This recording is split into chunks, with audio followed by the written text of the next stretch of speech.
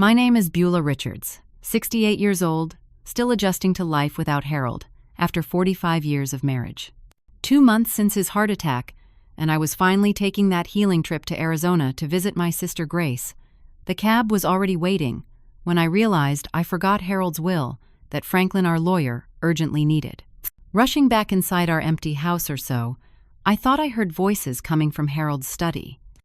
I froze in the hallway as my son Thomas and his wife Amelia were discussing me, their words turning my blood cold. If you're watching this, please let me know where you're from in the comments, and hit that subscribe button as I share how my life changed that day. Harold and I met at Boston University Library in 1977. I was studying English literature, struggling with a particularly difficult assignment on Jane Austen, when this tall, bespectacled engineering student offered to help me reach a book on the top shelf. He left a small note inside with his phone number before walking away.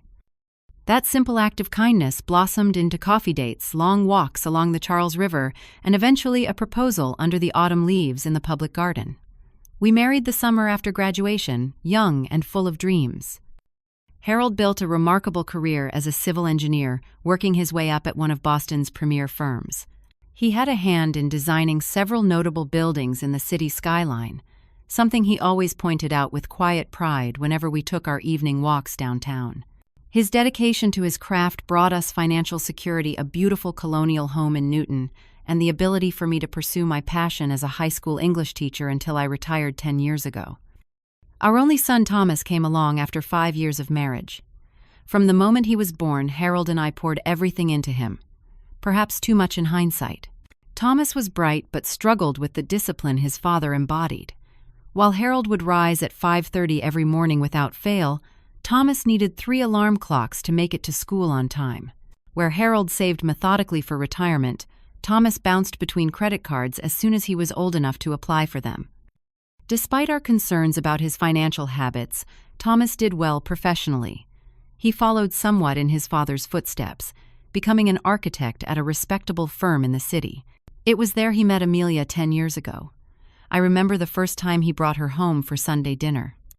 She arrived in a car that seemed too expensive for a junior interior designer, wearing jewelry that caught the light with every gesture and carrying a bottle of wine that Harold later told me cost more than our weekly grocery budget.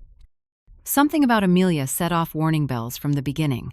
Behind her perfect smile and polished appearance, I sensed calculation in her eyes when she looked around our home.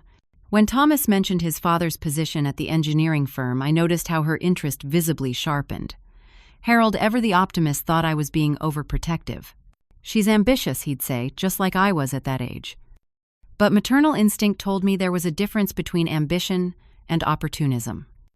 They married after just 8 months of dating in a ceremony that cost far more than they could afford. Harold and I helped substantially, though we questioned the wisdom of starting married life in debt. Thomas assured us that with their combined salaries, they would manage fine. Within 2 years, they purchased a house in Brookline that stretched their finances even further, and Amelia drove a new luxury car that Thomas explained was essential for her client meetings. 3 years ago, Harold began experiencing health problems. What started as occasional shortness of breath developed into a diagnosis of congestive heart failure. Always methodical, Harold immediately began putting his affairs in order. He spent long hours with Franklin Abernathy, our friend and lawyer of 30 years, ensuring his will reflected his wishes exactly. I never asked for details, trusting Harold implicitly, but I knew he worried about Thomas's financial responsibility. Beulah, he told me during one of our quiet evenings together as his health declined, I've tried to protect everyone as best I can. Promise me you'll stand firm when the time comes. I agreed without fully understanding what he meant. Now, I wish I had asked for clarification. Harold passed away on a rainy March morning. The doctors said it was a massive heart attack in his sleep. One moment my husband of 45 years was beside me, and the next he was gone. The following weeks passed in a blur of funeral arrangements, well-meaning casseroles from neighbors, and the hollow echo of an empty house. My sister Grace called daily from Arizona, increasingly concerned about my withdrawn state. "Come, stay with me," she insisted. "The desert air will help clear your head." After 2 months of living among Harold's things, surrounded by memories in every corner, I finally agreed. The trip would be good for me, a chance to breathe outside the cloud of grief that had become my constant companion. The morning of my departure arrived. My flight to Phoenix was scheduled for 1:30 in the afternoon, giving me plenty of time to finish packing and get to Logan Airport. I had already arranged for a taxi service recommended by my neighbor Judy, as I didn't want to impose on Thomas to drive me. He and Amelia had been unusually busy since the funeral, dropping by occasionally, but always seeming distracted and eager to leave. As I zipped my suitcase closed, the phone rang. It was Franklin Abernathy. "Beulah, I hate to trouble you before your trip, but there's been a complication with Harold's estate. I need the original will document with his signatures and the notary seal. Do you have it there at the house?" I remembered Harold placing the document in his fireproof safe after their final meeting. "Yes, it's here in Harold's study. Is everything all right?" "Just a formality," Franklin assured me, though something in his tone made me uneasy. "But rather important. Would it be possible for you to bring it by my office before you leave town?" I glanced at my watch. "My flight's at 1:30. I'm not sure I'll have time to come downtown first." "I understand. Perhaps you could mail it to me when you arrive at your sister's, though I would prefer to have it sooner." "Let me think about it, Franklin. I'll call you back." The taxi arrived precisely at 10:15, as scheduled. The driver, a friendly man named Pete, loaded my luggage while I did one final check around the house. Keys, wallet, phone, boarding pass printed the night before. Everything seemed in order until I was halfway down the driveway and remembered Franklin's request, the will. In all the preparations, I had completely forgotten to retrieve it from the safe. "I'm so sorry," I told Pete, "but I need to go back inside for just a moment. I forgot an important document." Pete nodded understandingly. "Take your time, Mrs. Richards. We're ahead of schedule." I hurried back to the house, key in hand, determined to make this a quick detour before starting my healing journey in Arizona. The house stood quiet as I unlocked the front door again, the stillness a persistent reminder of Harold's absence. Pete waited in the taximeter running while I stepped into the foyer. That's when I noticed something odd.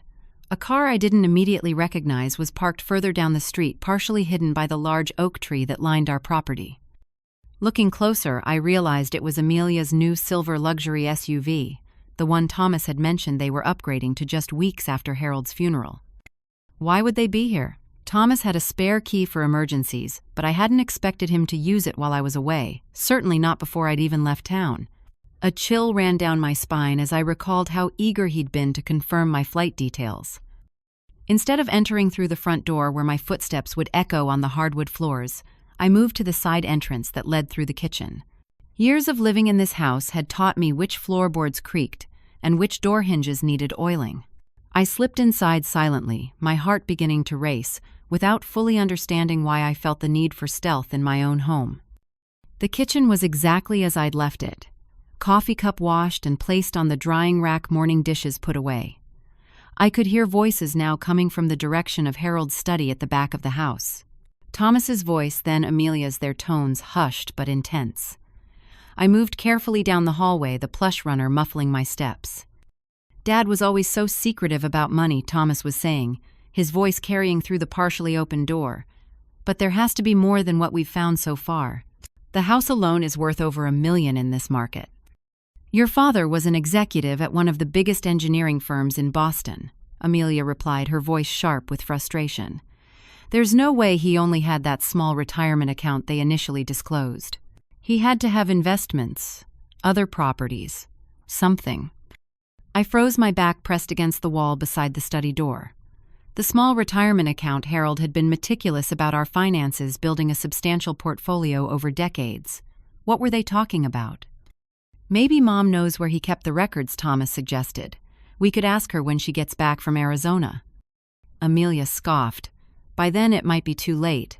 Franklin is already processing the estate.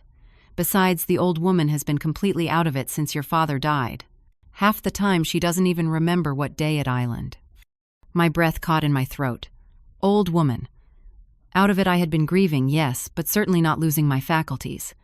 Is that what they were telling people? That I was mentally incompetent? "Don't talk about her like that," Thomas said, but his protest sounded weak, obligatory. "I'm just being realistic. Look, we need to find anything we can while she's gone. This trip of hers is the perfect opportunity." If there are additional accounts or assets that haven't been declared to the lawyer, we need to know. Our credit card debt isn't going to pay itself, and the second mortgage is killing us. Second mortgage, I knew they had stretched to buy their house, but Thomas had never mentioned refinancing. Harold would have been devastated to know they were in such financial trouble. What if we can't find anything? Thomas sounded defeated. What if this is really all there is? There was a pause, and I could picture Amelia's calculating expression, the one she wore when formulating a plan. Then we contest the will, she said finally. Your father was sick for a year before he died. We can argue he wasn't of sound mind when he made his final arrangements, especially if there's anything unusual in the will, anything that doesn't leave the majority to you as his only child. Contest the will, Thomas's voice rose slightly. Against my own mother, Dad would never forgive me. Your father is dead, Thomas. Amelia's words were cold precise. And we're drowning in debt. That renovation you insisted on, the car payments, the credit cards. We need this inheritance. All of it. Not whatever portion your father decided was appropriate. I heard drawers opening and closing, papers rustling. They were searching Harold's study, looking for financial documents, while I was supposed to be on my way to the airport. Here's something Thomas said suddenly. It looks like a letter from Franklin about the final will revisions. What does it say? Amelia's voice was eager. It's dated 2 months before Dad died. It mentions something about the charitable bequest we discussed and provisions for Beulah's ongoing care. Charitable bequest. Amelia practically spat the words. He's giving money to charity when his own son is struggling. This is exactly what I meant. He clearly wasn't thinking clearly. It was always important to him, Thomas said softly. Remember that children's hospital wing. I don't care if he built an entire hospital. That money should be coming to us. We are family. Look around at this house, Thomas. All of this should be yours eventually. We need to find that will. My hand flew to my mouth to stifle any sound that might escape. The will they were so desperately searching for was still in the safe behind the landscape painting in Harold's study, the very room they were currently ransacking. And the key to that safe was in my purse, clutched tightly in my other hand. Maybe it's in the safe, Thomas suggested, and I heard movement, likely him approaching the painting that concealed it. Do you know the combination? Amelia asked. No. Dad never shared it with me. Said there were some things a man keeps private, even from family. Convenient, Amelia muttered. Well, we'll have to figure it out, or find someone who can open it while your mother is away. I couldn't believe what I was hearing. My son and his wife were essentially planning to break into Harold's safe, potentially contest his will on false grounds, and take what they believed they deserved regardless of Harold's carefully considered wishes. My knees felt weak, and I leaned heavily against the wall for support. We should check her bedroom, too, Amelia continued. She might have important papers there, and we need to look through her mail. If there are bank statements or investment reports coming to the house, we need to intercept them before she gets back. This feels wrong, Amelia. Thomas's voice had a rare note of resistance. What's wrong is your father not providing for his only son properly. What's wrong is leaving us to struggle while giving money away to strangers. We deserve this, Thomas. After everything we've done, visiting him in the hospital, helping your mother with arrangements, we've earned this. I had heard enough. More than enough. My heart was pounding so loudly I feared they might hear it. The taxi was still waiting outside, and I needed to leave before they discovered me. The will would have to stay where it was for now. Franklin would have to wait until I returned. With extreme care, I backed away from the study door and retraced my steps through the kitchen. Every muscle in my body was tense, anticipating a creaking floorboard or some other sound that would betray my presence. But years of moving quietly around a sleeping household served me well, and I managed to slip out the side door undetected. My hands trembled as I closed the side door behind me. The bright May sunshine felt at odds with the darkness I'd just uncovered inside my home. Pete looked up from his phone as I approached the taxi, concern crossing his face. Everything all right, Mrs. Richards? You look like you've seen a ghost. In many ways, I had.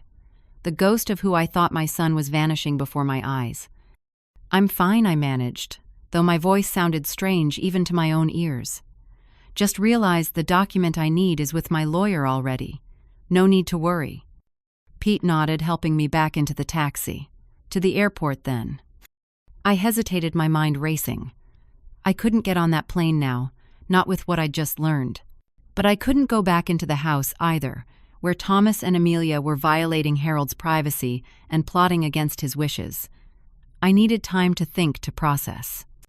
Actually, I said finally, could you take me to the airport Marriott Hotel instead? I need to make some calls before my flight. No problem at all. As the taxi pulled away from the curb, I resisted the urge to look back at the house, afraid I might see Thomas or Amelia at a window watching me leave. My chest felt tight, making it difficult to breathe normally. The betrayal cut so deeply, I could almost feel it as a physical pain radiating through my body. The 15-minute drive to the airport hotel passed in a blur. Pete tried to make conversation, commenting on the unusually warm weather for May and asking about my trip to Arizona, but I could only manage monosyllabic responses. My mind was replaying the conversation I'd overheard, each word striking like a hammer against my heart. At the hotel, I checked into a room with a mechanical politeness that masked my inner turmoil. Once alone, I sat on the edge of the bed and finally let the tears come. Great heaving sobs that seemed to rise from the depths of my soul. I cried for Harold, for the son I thought we had raised, for the violation of trust that had occurred in the home where I had lived for over 4 decades. When the initial wave of emotion passed, I called my sister Grace.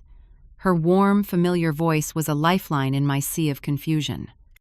Beulah, aren't you supposed to be on a plane by now? Grace, I whispered, my voice still raw from crying. Something terrible has happened. I recounted everything from Franklin's call about the will to the conversation I'd overheard between Thomas and Amelia. Grace listened without interruption, though I could hear her sharp intake of breath at several points. Those ungrateful scheming. She didn't finish the sentence, but her outrage was clear. Beulah, I'm so sorry. What are you going to do? I don't know, I admitted, the weight of uncertainty crushing me. I can't believe Thomas would do this. Where did we go wrong with him, Grace? This isn't about your parenting, Grace said firmly. Harold was a wonderful father, and you were an excellent mother. Thomas is a grown man making his own choices. Poor ones influenced by that woman, but his choices nonetheless. As we talked, my mind drifted back to Thomas's childhood. He had been such a sensitive boy, always seeking approval, especially from Harold. I remembered how hard he tried to build a model bridge for the science fair when he was 10, wanting to impress his engineer father. When it collapsed during the presentation, he was inconsolable for days. Harold had sat with him patiently, explaining that failure was part of the learning process, that even professional engineers sometimes miscalculated. Had we somehow failed to instill the values we thought we were teaching? Or had Amelia's influence been so strong that it overshadowed everything he once believed? Harold warned me about this, I said softly. He told me Thomas had come to him several times in the past few years asking for loans. Substantial amounts that he never seemed able to repay. Harold was worried about his spending habits, especially after he married Amelia. Did Harold tell you what he decided to do with his estate? Grace asked. No. He just said he'd taken care of everything and asked me to stand firm. I didn't press him for details. I trusted his judgment. And you should still trust it, Grace said decisively. Harold knew Thomas better than anyone. If he made specific provisions in his will, he had good reasons. We discussed my options. I could confront Thomas immediately, but Grace advised against it. You need more information first, she said. Talk to Franklin. Find out exactly what the will says before you let Thomas know what you overheard. By the end of our call, I had decided to delay my flight to Arizona by a day. I needed to speak with Franklin in person and secure the will before Thomas and Amelia could potentially gain access to the safe. Grace promised to rearrange her schedule to accommodate my delayed arrival. That night, in the sterile hotel room, sleep eluded me. I kept hearing Amelia's cold voice referring to me as the old woman, dismissing my grief as mental incompetence. I thought of Harold, how meticulously he had planned for everything, how he would be devastated to see his son planning to contest his final wishes. Sometime around 3 a.m, as I stared at the ceiling illuminated by the glow of city lights through thin curtains, a strange calm settled over me. The initial shock and hurt began to crystallize into something harder, more resolute. Harold had asked me to stand firm, and that's exactly what I would do. Whatever provisions he had made in his will, I would ensure they were carried out exactly as he intended. I was not the fragile, forgetful old woman Amelia had described. I was Beulah Richards Harold's wife and partner of 45 years. I had raised a child, taught generations of students, and stood by my husband through success and illness. I would not be manipulated or deceived, not even by my own son. As dawn broke over Boston, I finally drifted into a fitful sleep, my resolve hardening with each passing hour. When I woke, I would begin gathering the information and allies I needed to protect Harold's legacy. The morning sunlight streamed through the hotel room window, waking me from a restless sleep. Despite the emotional exhaustion, my mind felt strangely clear. The shock had given way to determination. I reached for the hotel phone and dialed Franklin Abernathy's office number. "Abernathy Legal Services. How may I direct your call?" his secretary's cheerful voice answered. "This is Beulah Richards. I need to speak with Franklin urgently." Within moments, Franklin's familiar baritone came through the line. "Beulah, I thought you'd be on your way to Arizona by now." "There's been a change of plans," I said carefully. "Franklin, I need to ask you something, and I need complete honesty. Has Thomas contacted you about Harold's will?" The pause before his answer told me everything. "Yes, he has. He called yesterday afternoon expressing some concerns about his father's state of mind during the final revisions." My stomach tightened. They had wasted no time. "And what did you tell him?" "Only that all proper procedures were followed, and that Harold was thoroughly evaluated by Dr. Matthews before signing. I didn't disclose any details of the will itself." Another pause. "Beulah, is something wrong?" I took a deep breath. "I need to see you today, Franklin. In person. I overheard something yesterday that concerns me greatly." We arranged to meet at his office at 11. After hanging up, I called Pete's taxi service again, grateful for the business card he had given me the day before. Then I reached out to my neighbor Judy, who had been checking my mail while I prepared for my trip. Judy had been my friend for over 20 years, ever since she moved in next door as a young professor at Boston College. Now the chair of the economics department, she had a sharp mind and an even sharper intuition about people. "Beulah, I thought you'd be soaking up the Arizona sun by now," she greeted me. "Something came up," I said, trying to keep my voice steady. "Judy, I need to ask you something. Your daughter Monica still works at First Commonwealth Bank, doesn't she?" "Yes, she's been there almost 8 years now. She's a loan officer." "Is that the bank Thomas uses?" I asked, remembering vaguely that he had mentioned banking there. "I believe so." "Why do you ask?" I hesitated, uncomfortable about prying into my son's finances, but needing to understand the full picture. "Judy, I may need Monica's help with something delicate. Could you ask her to meet me for coffee this afternoon?" "Around 2. Judy's tone changed, becoming more serious. "Of course. Is everything all right, Beulah?" "I'm not sure yet," I admitted, "but I'm trying to figure it out." After a quick shower and change of clothes from my suitcase, I met Pete outside the hotel. The familiar taxi felt like a small comfort in a world that had suddenly become unstable. Franklin's office was in a stately brownstone on Commonwealth Avenue, the kind of place that exuded old Boston trustworthiness. His secretary showed me in immediately, her expression sympathetic. Had she already noted the strain in my voice during our call? Franklin rose from behind his massive oak desk, looking exactly as he had for the past 20 years, except for a bit more gray at his temples. He had been Harold's friend before becoming our lawyer, the two men bonding over their shared love of sailing. "Beulah," he said warmly, taking my hands in his, "please sit down. You look exhausted." "I haven't slept much," I admitted, settling into the leather chair across from his desk. "Franklin, I need to know what's in Harold's will. All of it." He nodded soberly. "I was planning to go through everything in detail after the probate filing next week, but given the circumstances..." He opened a drawer and pulled out a thick folder with Harold's name on it. "Yesterday, I returned home to get the original will from Harold's safe after your call. I found Thomas and Amelia in the house searching through Harold's papers. I overheard them discussing plans to contest the will if it didn't leave everything to Thomas. Amelia suggested claiming Harold wasn't of sound mind." Franklin's expression darkened.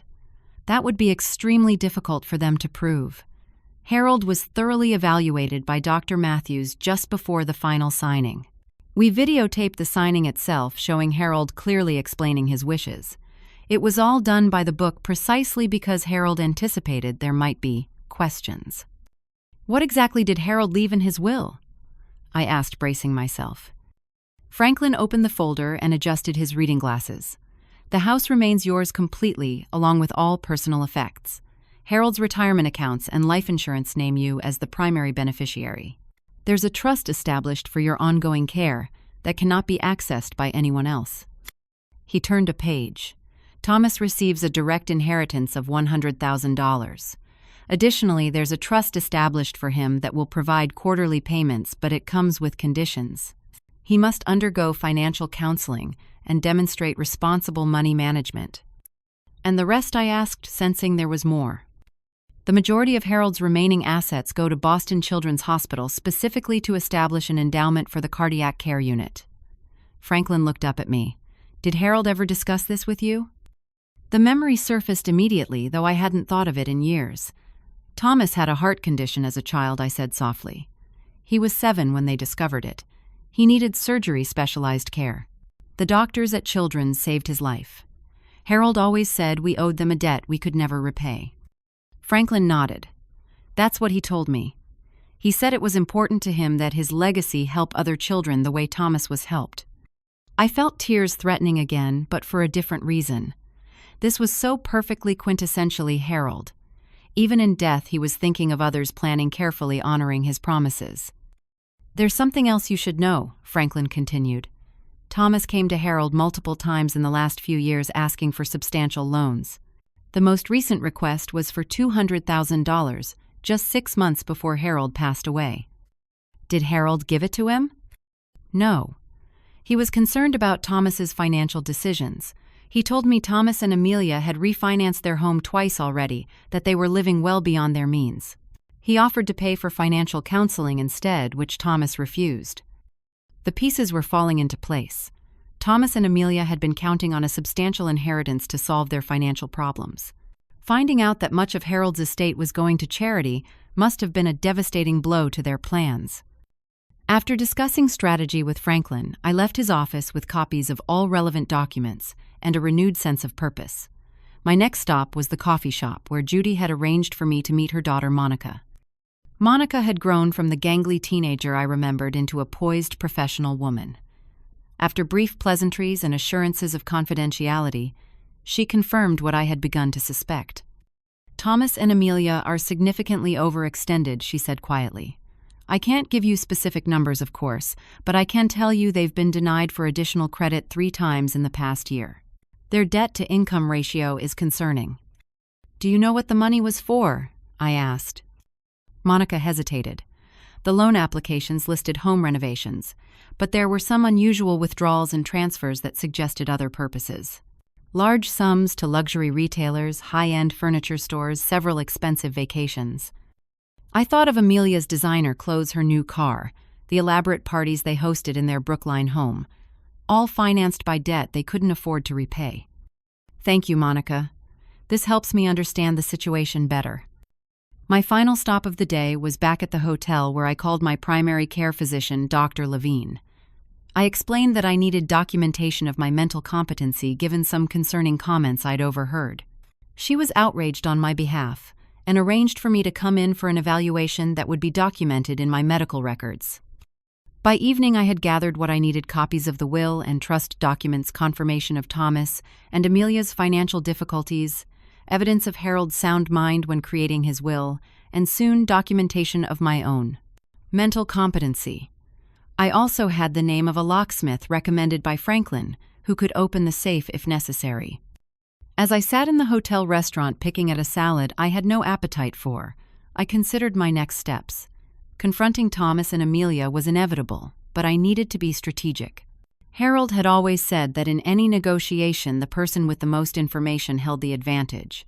Right now that person was me. They had no idea what I had overheard or what I now knew. I called Thomas's cell phone, carefully controlling my voice. "Mom, is everything okay? Aren't you supposed to be in Arizona by now?" "There's been a slight change of plans," I said. "I need to take care of some paperwork with Franklin first. Thomas, could you and Amelia meet me at the house tomorrow morning, around 10, Franklin will be joining us to discuss some important matters regarding your father's estate." "Of course," he said, sounding slightly taken aback. "Is everything all right?" "We'll discuss everything tomorrow," I said simply. "See you at 10.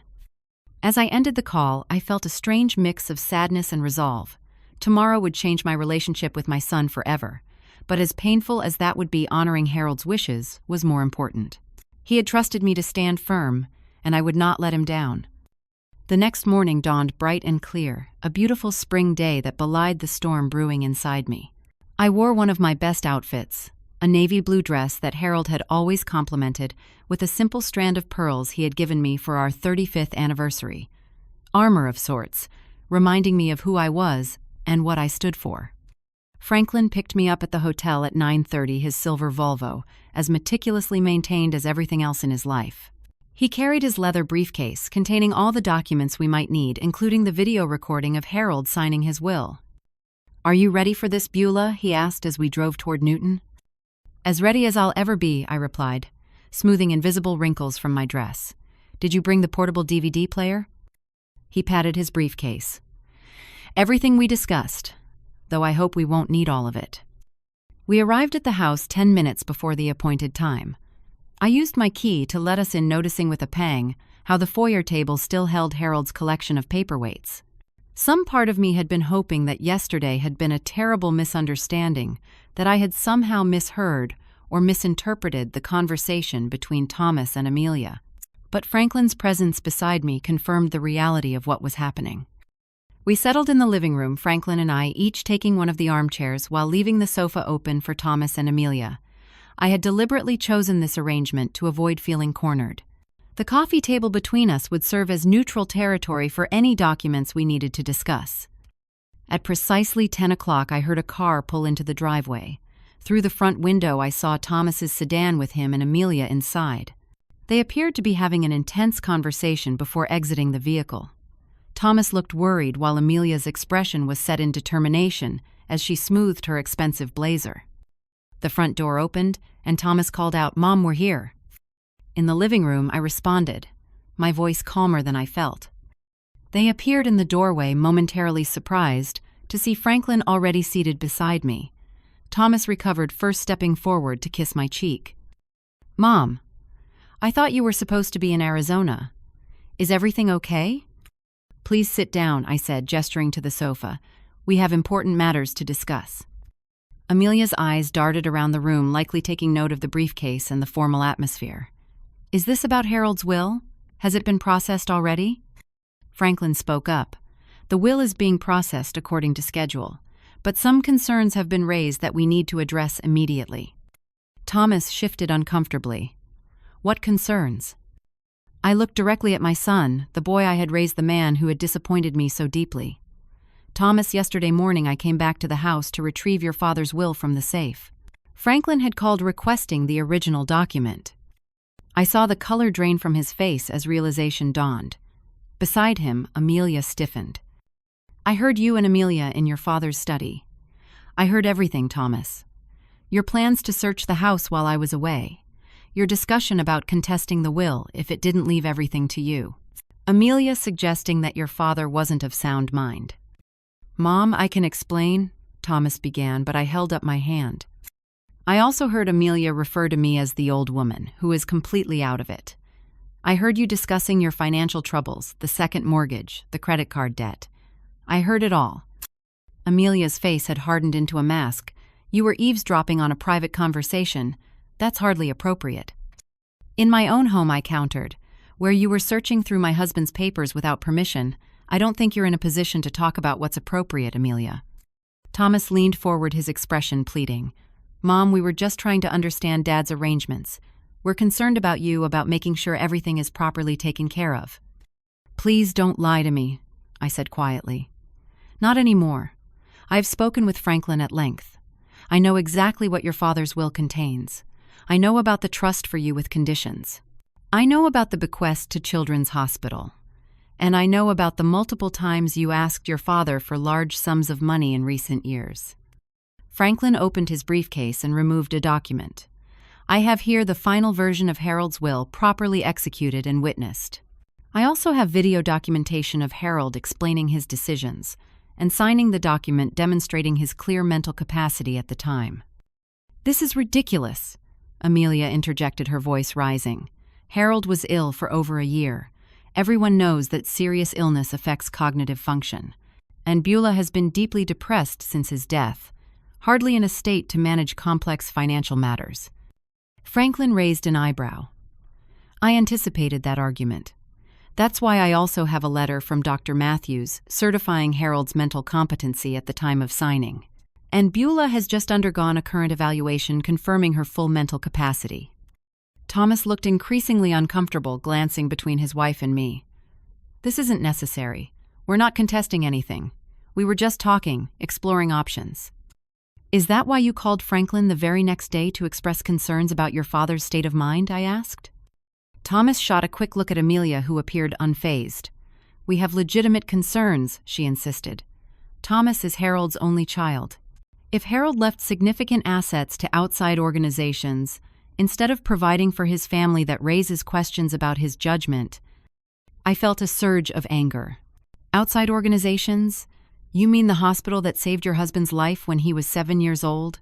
The cardiac unit where doctors performed the surgery that allowed Thomas to grow up healthy, to meet you, to build a career? That outside organization.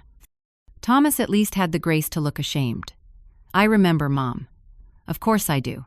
But that was over 30 years ago. Your father never forgot it, I said firmly. He made a promise back then that if he was ever in a position to help other children the way Thomas was helped, he would do it. Harold Richards kept his promises. Always. Franklin removed the portable DVD player from his briefcase and set it on the coffee table. Perhaps we should watch Harold explain his decisions, in his own words. Amelia stood abruptly. This is an ambush. We came here in good faith to discuss family matters, and you've turned it into some kind of legal proceeding. Sit down, Amelia, I said, my voice steely. You were prepared to claim my husband was mentally incompetent and that I am currently incompetent. You were planning to contest his will and take control of assets that he specifically designated for other purposes. If anyone has acted in bad faith, it's you. Thomas put his hand on Amelia's arm, gently pulling her back down to the sofa. Mom, please. We're family. We should be able to talk about this reasonably. I agree, I said. That's why I'm laying all the facts on the table. Your father provided for both of us, Thomas. The house is secure. My future care is provided for. You have a direct inheritance and a trust that will support you if you follow the conditions your father set. Conditions, Amelia scoffed. What are we children who need an allowance? Franklin spoke up. The conditions are straightforward. Financial counseling and demonstrated responsible money management for a period of 1 year. After that, the trust pays out quarterly for Thomas's benefit. This is insulting, Amelia said. Thomas is 42 years old, a professional architect. He doesn't need financial babysitting. I looked at my daughter-in-law, really looked at her, seeing clearly for the first time the materialism that drove her. Amelia, I know about the second mortgage. I know about the credit card debt. I know about the loans that have been denied in the past year. Thomas's head snapped up. How could you possibly know that? It doesn't matter how I know. What matters is that your father was aware of your financial situation, and he structured his will to help you, while also ensuring his wishes were respected. I turned to Thomas, softening my tone slightly. Your father loved you, Thomas. He wanted to protect you even from yourself if necessary. He saw how your spending habits were creating problems, and he tried to help in a way that would lead to lasting change, not just a temporary solution. Thomas's eyes filled with tears, the first genuine emotion I'd seen from him since this conversation began. I didn't mean for things to get so out of control. The house needed work, and then Amelia's car was unreliable, and there were the trips we'd planned. That's enough, Thomas, Amelia cut in sharply. Don't apologize for wanting a decent life. Your father had plenty of money. He could have helped us while he was alive instead of judging how we spent our money. He offered to help, I reminded them. He offered to pay for financial counseling. You refused. We needed actual financial help, not lectures, Amelia retorted. Franklin cleared his throat. Perhaps we should watch the video now. He pressed play, and Harold's face appeared on the small screen. My heart constricted at the sight of him, thin from his illness, but his eyes as clear and determined as ever. He explained his decisions, articulately mentioning his gratitude to Children's Hospital and his desire to help other families facing similar crises. He spoke of his love for me and his concern for Thomas's financial future, explaining the trust and its conditions as a way to provide long-term security rather than a temporary windfall. As the video ended, the room fell silent. Thomas was openly crying now, whether from seeing his father again or from shame at his own actions. I couldn't tell. Amelia sat rigid beside him, her expression unreadable. "Your father's wishes are clear," Franklin said gently, "and legally binding. Any attempt to contest this will would be extremely unlikely to succeed and would only deplete assets through legal fees." "So that's it," Amelia said bitterly. "We just accept that Harold decided to give away money that should have come to his family." I had reached my limit with her. "That money is going to save children's lives, Amelia, just like doctors saved Thomas's life. If you can't understand why that mattered to Harold, then you never really knew him at all." Thomas wiped his eyes. "Mom, I'm sorry. I never should have. We never should have." "No, you shouldn't have," I agreed. "But what's done is done. The question now is where we go from here." Amelia stood again, grabbing her purse. "This is a waste of time. They've made up their minds. They don't care that we're drowning in debt, that we might lose our house. All they care about is Harold's precious legacy." She turned to Thomas. "Are you coming?" Thomas looked torn, glancing between his wife and me. Thomas there said softly, "Whatever you decide right now, you're still my son. That doesn't change. But I will not allow your father's wishes to be disregarded or his memory disrespected." After a moment of agonizing indecision, Thomas stood. "I need time to think, Mom. This island, it's a lot to process." "I understand," I said, though. My heart was breaking all over again. "Think about what Amelia snapped. Either you stand with your wife, or you don't." Without another word, she stormed out of the house. Thomas hesitated, then followed her, pausing briefly at the door to look back at me with an expression of profound confusion and regret. When the door closed behind them, I let out a long, shaky breath. Franklin reached over and patted my hand. "You did well, Beulah. Harold would be proud." "Would he?" I wondered aloud. "Our son just walked out, possibly choosing his materialistic wife over his family's values." "Thomas has a decision to make," Franklin said wisely. "And sometimes people need space to make the right one." As we sat in the suddenly quiet house, I realized that the confrontation was only the beginning. The hardest part was still to come, deciding what kind of relationship, if any, I could salvage with my son. That night, back in my own bed for the first time since the confrontation, sleep eluded me once again. The house felt different somehow, as if the walls themselves had witnessed the painful exchange in the living room and were holding their breath to see what would happen next. I found myself in Harold's study at 3 a.m, sitting in his leather chair, surrounded by the books and mementos of our life together. What would he advise me to do now? I could almost hear his voice, practical and measured as always. "Give Thomas space, but don't give in," he would say. "He needs to find his own way back to what matters." Harold had always believed in tough love when necessary. When Thomas was 16 and stayed out past curfew, Harold took away his car privileges for a month, despite Thomas's protests that he would be socially ostracized. "Better to learn consequences now from people who love you," Harold had explained, "than later when the stakes are higher." The stakes couldn't be much higher now. This wasn't about car privileges or curfews. It was about honesty, respect, and the values we had tried to instill in our son. By morning, I had made my decision. I would proceed with executing Harold's will exactly as written. I would not compromise on his wishes, not even to appease Thomas. But I would leave the door open for reconciliation if Thomas was willing to accept responsibility for his actions and respect his father's decisions. After a quick breakfast, I called Franklin. "I want to move forward with everything we discussed. No deviations from Harold's plan." "I think that's wise," Franklin agreed. "I'll file the necessary paperwork today. What about Thomas?" "The ball is in his court," I said simply. My next call was to Grace in Arizona, updating her on the confrontation and my decision to stay in Boston until matters were settled. She offered to fly out to support me, but I declined. "This is something I need to handle myself," I told her. but I appreciate knowing you're there if I need you." 3 days passed with no word from Thomas.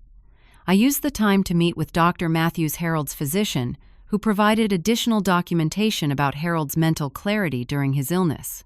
I also contacted the director of the cardiac care unit at Children's Hospital, informing him of Harold's bequest and beginning preliminary discussions about how the endowment would be structured. On the 4th day, my cell phone rang. It was Thomas. "Mom, can we talk?" "Just the two of us." We arranged to meet at a small cafe near the public garden neutral territory for what promised to be a difficult conversation. I arrived early, selecting a quiet table in the corner where we wouldn't be overheard. Thomas looked exhausted when he arrived. His eyes shadowed his normally immaculate appearance slightly rumpled. He ordered coffee, his hands shaking slightly as he added cream. "How are you, Mom?" he asked, seeming genuinely concerned. "I'm managing," I replied. "How are you, Thomas?" He sighed heavily. "Amelia and things are tense. She wanted me to meet with another lawyer about contesting the will. I told her I couldn't do that." I felt a small spark of hope. And how did she take that? "Not well. She's staying with her sister for now." He looked down at his coffee cup. "Mom, I'm so sorry. I don't even know where to begin. What you overheard, it was inexcusable." "Yes, it was," I agreed, not making this easy for him. "What I still don't understand is why, Thomas. Your father and I gave you everything we could. We supported your education, your career choices, your marriage. When did money become so important that you would dishonor your father's wishes?" Thomas was quiet for a long moment. "It wasn't always like this.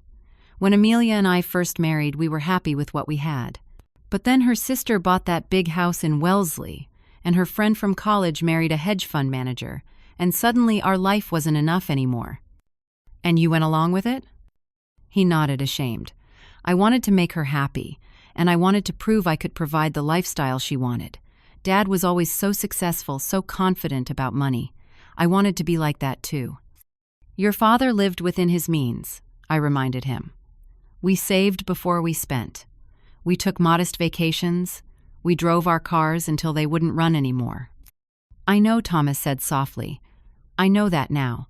The irony is that trying to keep up with Amelia's expectations has left me with less than I would have had if I'd just followed Dad's example from the beginning." We talked for over 2 hours. Thomas revealed the full extent of their financial troubles. The second mortgage taken out to renovate their kitchen and master bath to magazine-worthy standards. The luxury car leases they couldn't afford. The credit card debt accumulated from designer clothes and furniture. They were 3 months behind on their mortgage payments, facing possible foreclosure. "Have you considered financial counseling?" I asked, echoing Harold's earlier suggestion. To my surprise, Thomas nodded. "I made an appointment for next week. Dad was right about that, at least. I need help learning how to manage money properly." As our conversation continued, I realized that Thomas was at a crossroads. His relationship with Amelia was strained, perhaps beyond repair. His financial situation was dire, and he was finally confronting the consequences of years of poor decisions. For the first time, he seemed willing to take responsibility rather than looking for a quick fix. "What are you going to do about the house?" I asked. "I don't know," he admitted. "We can't afford the payments, but selling in this market would barely cover what we owe." I thought about Harold's trust for Thomas with its condition of financial counseling. If you're serious about getting your finances in order, the trust your father established will help. But you have to commit to the process, Thomas. No shortcuts. "I know, Mom. I'm ready to do the work." Before we parted, I made one thing absolutely clear. I'm willing to rebuild our relationship, Thomas, but Harold's wishes for his estate are non-negotiable. The bequest to Children's Hospital will happen exactly as he planned. Can you accept that? Thomas looked me in the eye more like the son I remembered than he had in years. "Yes. Dad saved a lot of lives through his work. It's fitting that he'll save more through his legacy." The next week brought another difficult meeting, this time with Amelia. I asked her to meet me at her real estate office, after hours wanting to speak with her on her own turf, where she might feel more in control and less defensive. Her office was exactly what I expected. Sleek, modern, with framed photos of luxury properties on the walls. Amelia herself was perfectly put together as always. not a hair out of place despite the turmoil in her personal life. "Thank you for agreeing to see me," I began. "Thomas insisted," she replied coolly. "He seems to think we need to clear the air." "I think we do," I agreed. "Amelia, I know you're angry about Harold's will. I understand that you and Thomas were counting on an inheritance that isn't coming in the form you expected." She didn't bother to deny it. "It's not just about the money. It's about family loyalty. Harold should have taken care of his son first before any charitable giving." "Harold did take care of his son," I corrected her. "He established a trust that will provide for Thomas while helping him learn better financial habits. He protected the family home for me, which will eventually pass to Thomas. What he didn't do was enable behavior that was harming Thomas in the long run." Amelia's expression remained skeptical. "And I suppose you think our marriage is harming Thomas too?" "I think that's for Thomas to decide," I said carefully.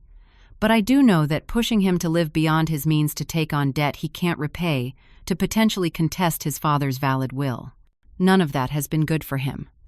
So this is my fault, the evil daughter-in-law who corrupted your perfect son." I shook my head. "Thomas made his own choices, but relationships influence us for better or worse. Right now, Thomas is trying to make better choices. The question is whether you'll support that path, or continue pushing for the lifestyle you've become accustomed to." Our conversation grew heated at times, with Amelia defending her aspirations and me standing firm on Harold's wishes. In the end, we reached no real resolution, but I felt I had at least made my position clear. As I left her office, I wondered if there was any hope for their marriage, or if the foundation had been too badly damaged. The following weeks brought significant changes. Thomas began financial counseling, meeting the first condition of Harold's trust. He and Amelia listed their Brookline house for sale, downsizing to a more affordable condo. Whether their marriage would survive remained to be seen, but Thomas seemed committed to getting his financial house in order regardless. Franklin and I completed the paperwork establishing the Harold Richards Endowment for Pediatric Cardiac Care at Children's Hospital. The hospital planned a small ceremony to commemorate the gift, and I asked Thomas if he would attend with me. "I'd be honored," he said, surprising me. "I should visit the place that saved my life more often." On the day of the ceremony, Thomas met me at the house. As we drove to the hospital together, he told me he had started volunteering there one evening a week, reading to children in the cardiac unit. "It was Dad's idea, actually," he explained. "Before he got really sick, he mentioned that I might find it meaningful to give back to the hospital. I dismissed it at the time, too busy with work and, well, everything else. But he was right. Those kids are incredible, Mom. So brave." I felt tears threatening, as I realized that Harold's influence was still working in our son's life, guiding him back to the values we had tried to instill. Perhaps there was hope for Thomas after all. The ceremony was simple, but moving, with the hospital director speaking eloquently about how the endowment would support advanced care for children with heart conditions. A young boy who had recently undergone successful surgery presented me with a handmade thank you card, his smile gap toothed and radiant with health. As we stood before the plaque bearing Harold's name, Thomas took my hand. "Dad would be proud of this," he said quietly. "It's a good legacy." "Yes," I agreed. "It island." 6 months passed, bringing changes I could never have anticipated on that fateful day when I returned home to retrieve Harold's will. The Arizona trip, so long delayed, finally happened in November. Grace and I spent 2 weeks in the desert sunshine, hiking gentle trails and talking late into the night about Harold Thomas and the painful journey we had all traveled. "You did the right thing standing firm," Grace assured me as we watched a spectacular sunset paint the mountains in shades of orange and purple. "Harold trusted you to protect his wishes, and you did." "It nearly cost me my relationship with Thomas," I admitted. "But it didn't," Grace pointed out. "In fact, I'd say your relationship is stronger now than it has been in years. More honest." She was right. The confrontation that I had feared would permanently damage our family had instead forced a kind of reckoning that was long overdue. Thomas had moved into a modest 2-bedroom apartment after selling the Brookline house, using the small amount of equity to pay down his most pressing debts. He continued with financial counseling, making steady progress toward a healthier relationship with money. His marriage to Amelia had not survived the transition. When it became clear that Thomas was committed to living within his means, rather than maintaining the lifestyle she expected, Amelia filed for divorce. The proceedings were contentious at times, but with Franklin's help, Thomas avoided taking on the bulk of their shared debt. I had worried that Thomas might blame me for the dissolution of his marriage, but he seemed almost relieved to be free of the constant pressure to earn more, spend more, appear more successful. I didn't realize how exhausted I was all the time, he confessed during one of our weekly dinners. Always worrying about money, about disappointing Amelia, about keeping up appearances. My own healing journey had taken unexpected turns as well. Shortly after the hospital ceremony, I joined a support group for widows and widowers meeting weekly in a church basement not far from home. The shared experiences of grief adjustment and rebuilding created bonds that helped fill some of the emptiness left by Harold's passing. Through the group, I met other women who had faced family conflicts over estates and inheritances. Their stories helped me recognize that our situation, while painful, was far from unusual. Money had a way of revealing people's true priorities and values, sometimes with devastating clarity. One of the most surprising developments came from my relationship with Franklin. Our frequent meetings about Harold's estate had gradually evolved into lunch dates, then dinner occasionally, and finally an acknowledgement that our friendship was deepening into something more. At 68, I had never expected to find companionship again, let alone with a kind, intelligent man who had known and respected my husband. Harold would approve, you know, Franklin told me one evening as we walked along the Charles River. He once told me that if anything happened to him, he hoped you wouldn't spend the rest of your life alone. Did he now? I said, smiling at the thought of Harold planning for my happiness even after he was gone. That sounds like him. As Christmas approached, Thomas and I established new traditions to honor Harold's memory while moving forward. On Christmas Eve, we volunteered together at Children's Hospital, bringing gifts and spending time with young cardiac patients and their families. The joy on those children's faces was a poignant reminder of why Harold had chosen to direct his legacy there. Thomas had continued his own volunteer work at the hospital, eventually joining the Community Advisory Board for the cardiac unit. I'm thinking of the endowment as a family commitment now, he explained. Not just Dad's bequest, but something I want to support and grow over time. I could see Harold's influence emerging more strongly in Thomas with each passing month. The financial responsibility, the commitment to giving back, the gradual shift from materialistic concerns to more meaningful pursuits. It was as if Harold's final gift to his son had been the opportunity to rediscover the values that had been temporarily obscured by years of misplaced priorities. In January, exactly 1 year after the confrontation that had threatened to tear our family apart, Thomas and I met at Harold's favorite spot in the Boston Public Garden. Despite the winter chill, it was a clear, bright day, the kind Harold had always appreciated for its honest light, as he called it. We stood by the small bridge over the pond, now empty of swan boats, until spring. Thomas carried a small wooden box containing the last of Harold's ashes, which we had saved for this moment. I've been thinking a lot about that day, when you overheard Amelia and me, Thomas said, his breath forming clouds in the cold air, about how differently things might have turned out if you hadn't come back for the will. I try not to dwell on that, I admitted. What matters is where we are now. Thomas nodded, looking out over the frozen pond. I need to thank you, Mom, for having the courage to confront me, for not giving in when it would have been easier to compromise, for believing I could be better than I was showing myself to be. He opened the wooden box, the wind, gently carrying Harold's ashes out over the water and garden he had loved so much. I'm sorry, Dad, Thomas said softly, for losing sight of what really matters, for thinking that things were more important than principles. I understand now what you were trying to teach me all along. As we watched the ashes settle on the water and among the dormant plants, I felt a sense of completion, of a circle closing. Harold's physical presence was gone, but his wisdom continued to guide us. His legacy lived on not just in the hospital endowment, but in the lessons Thomas had finally learned and the values that would shape his future choices. Walking back through the garden arm in arm with my son, I reflected on the painful journey we had traveled. The betrayal I had discovered that day at the house had initially seemed like the end of something precious, the death of trust between mother and son. Instead, it had become the beginning of something new and perhaps stronger, a relationship based on honesty, mutual respect, and shared values. I had learned that standing firm didn't mean standing alone, that protecting Harold's wishes didn't require sacrificing my relationship with Thomas. that sometimes the most loving thing you can do for someone is to hold them accountable rather than shield them from consequences. Harold had known this all along, of course. His careful planning, his insistence that I stand firm, his structured trust for Thomas with conditions attached. All of it designed not just to distribute assets, but to teach our son one final crucial lesson about integrity, responsibility, and what truly constitutes a valuable legacy.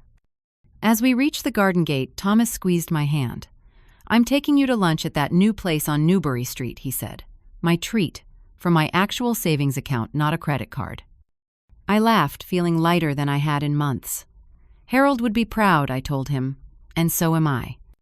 The betrayal that had almost torn us apart had ultimately led us to a deeper understanding of ourselves and each other. In facing the worst in ourselves, we had somehow found our way back to the best. And in honoring Harold's final wishes, we had discovered that his greatest gift wasn't financial at all, but the wisdom to recognize what truly matters in a life well lived. Have you ever had to stand firm on a difficult decision, even when it meant potential conflict with someone you love? I'd love to hear your experiences in the comments below. And if this story resonated with you, please hit that like button and subscribe to hear more stories of healing and growth through life's unexpected challenges. Thank you for listening to my journey, and may you find the strength to honor your own values even when it isn't easy.